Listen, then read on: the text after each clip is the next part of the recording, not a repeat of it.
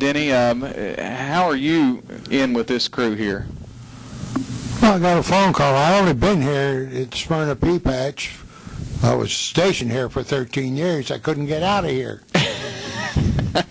No one wanted him. No, I came in from Ardmore when they closed it in December of '58, and I flew the line for several years, and then they tapped me for the school squadron, and I instructed flight instructor school squadron for 8 years. Got a total of 13 years at Sewart, and I finally took somebody else's assignment to get out of here. Mm-hmm. But it's home. Well, you're still in Smyrna. Have you ever left? No. So why did you stay in Smyrna? It's as good as anywhere else in the world. Well, that's a good why reason. I stayed here. The family was raised here. We knew everybody here. It was a small place. Mm-hmm. There were more people on. When I came here in '58, there was 5,000 on base, and that was bigger than the town of Smyrna. Now Smyrna is pushing 40,000 people. Oh, it's grown a lot. Yeah, it really has.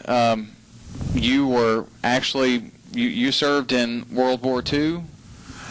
Yeah, at the end of World War II. I didn't go overseas till right after the war was over. Okay, and then the Korean conflict after that. I got recalled after I got out, and that's a funny story. I was recalled in a B-26 outfit. I was a B-29 man, so they shipped me to Eglin Field, Florida, for an atom bomb project as a B-29 man, and put me on C-47s. So, typical Air Force assignment. Well, it makes perfect sense, doesn't it? I guess not. It doesn't make any sense to me, all those numbers. What kind are they? The big planes we're talking about?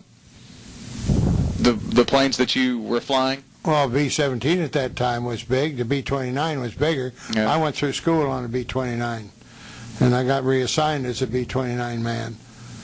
But I got shanghaied when I got to Hawaii and put on C-54s. So, you know, Air Force moves in wondrous and mysterious ways. Well, it's just kind of like our government, isn't it? Most of the time, but sometimes. I'm one of the originals in the 130 program. I got the third 130, and you should know about this. It was cannibalized. 81 parts were taken off that airplane. It wouldn't fly, and they gave it to me. They're still looking for a man wearing a yellow hat and a rag in the back of his pocket, because 12 days later the airplane was flying. I'm not going to tell you where I got the parts. But that airplane was commissioned, and it was flying. Wow. Well, that's what you were supposed to do, I guess, isn't it? Right. Steve, how long were you director of operations with the? Well, I was stationed here 3 times. Mm-hmm. Actually, the 4th time it was TDY, temporary duty, just assigned here for training purposes. But I was director of operations for approximately 3.5, 4 years. And were you here during the time when of the gradual decommissioning period? Yes, I was here during the closing period. In fact, I walked out the main gate, and there were only 3 of us left here. I bet that was a difficult time. It was. It very was. You could drive down from Nashville down 4170 out here and look over. You find one light. It was burning behind the fire station over here, and that was it.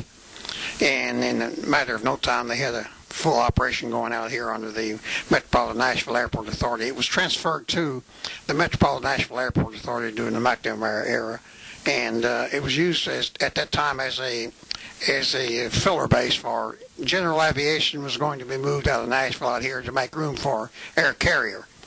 That's your airlines, so forth, and it was never properly developed. In Rutherford County, when the transfer came in back in '70, the Rutherford County wasn't really interested in acquiring the base, so it was acquired by the Metropolitan Nashville Airport Authority, and later on they decided they wanted it.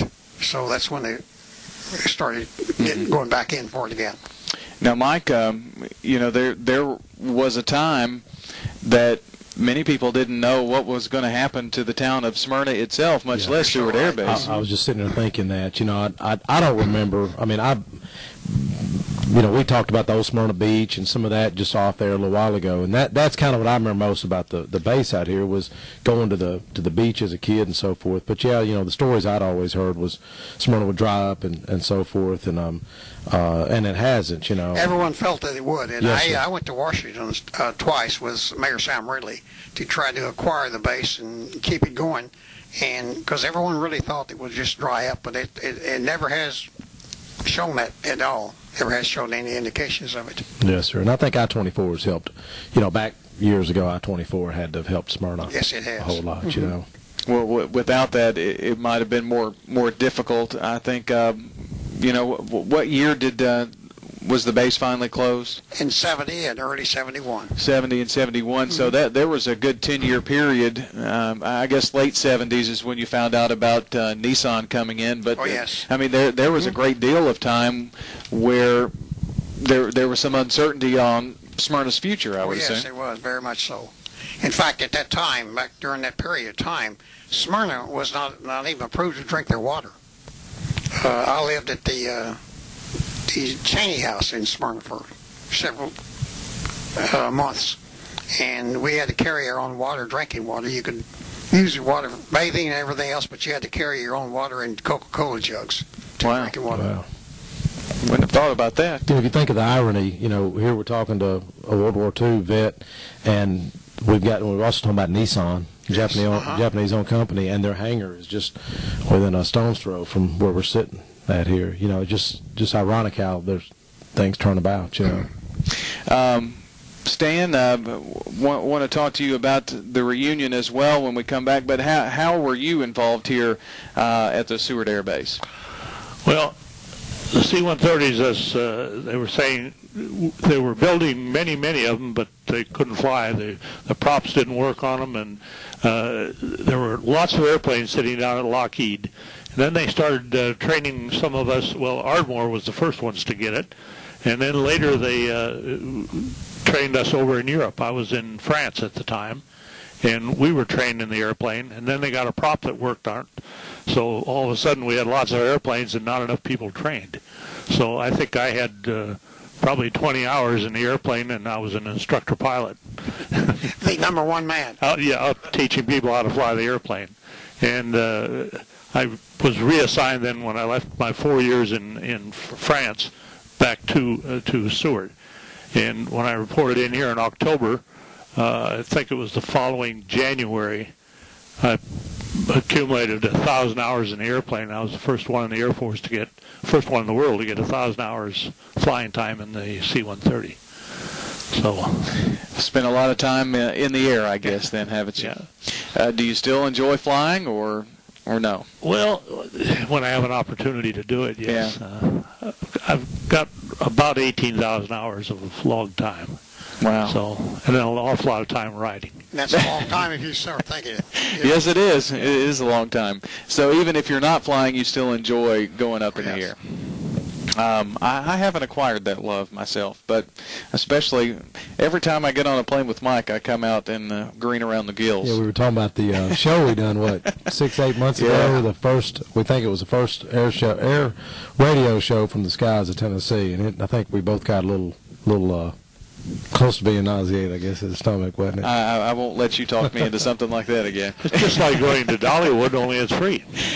Well, yes. And you don't know when the ride's going to end. That was the biggest problem. Or how it's going to end. Or how, yes. Yes, we kept the bags really close. We're going to continue the conversation. We're in Smyrna today, and we're at the Smyrna Airport, and actually in the Smyrna Airport Authority offices, talking to Steve Fitzhugh, former Director of Operations at Sewart Air Base, Chairman of the Reunion Committee, Stan Hahn, and Denny Taylor is here as well. We're going to get into the conversation about the reunion and how you can get involved with that in just a moment. 78 degrees, mostly cloudy skies at 20 minutes before 4. We'll be back with more Rutherford issues in just by the Murfreesboro Airport, right off of Memorial Boulevard. You pass the road like you're going to the airport. between the Sonic and the O'Reillys is Uptown Square, and Metabolic Research Center is just behind there. They've got a great deal for you. They've got an open house coming up on Tuesday and invite you out on Tuesday the 19th.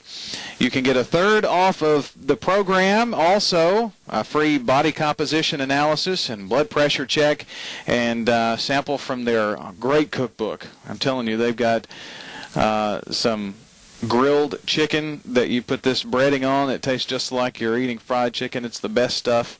They've got great items in the cookbook, and I encourage you to go by there. You can talk to them about the program.